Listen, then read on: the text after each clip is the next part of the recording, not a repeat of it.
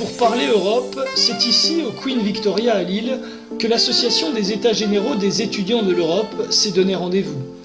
Ce n'est non pas pour boire un verre, mais bien pour prendre la pleine mesure de la mobilité européenne que nous sommes allés rencontrer les membres de l'association dont le but est de faciliter les rencontres entre les étudiants européens.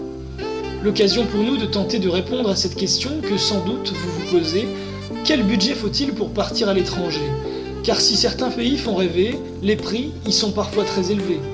D'après une étude, les 5 pays dans lesquels les étudiants seraient amenés à dépenser le plus pour leurs études sont les États-Unis, le Canada, le Royaume-Uni, l'Australie et les Émirats arabes unis. Pour bien évaluer son budget pour étudier à l'étranger, il ne faut bien entendu pas uniquement prendre en compte le montant des frais de scolarité. Première dépense des étudiants, le logement auquel s'ajoute l'alimentation, de même que le transport, l'assurance santé ou encore les sorties et loisirs. Parce qu'il n'est pas de problème sans solution, nous vous proposons une mise en lumière sur 3 possibilités de financement. La première classique, décrocher une bourse d'études selon des critères sociaux. La bourse Erasmus, dont le montant varie selon la destination et la durée du séjour à l'étranger, permet notamment de financer ses études dans un pays de l'espace économique européen. Deuxième solution, pour les plus courageux, trouver un job étudiant.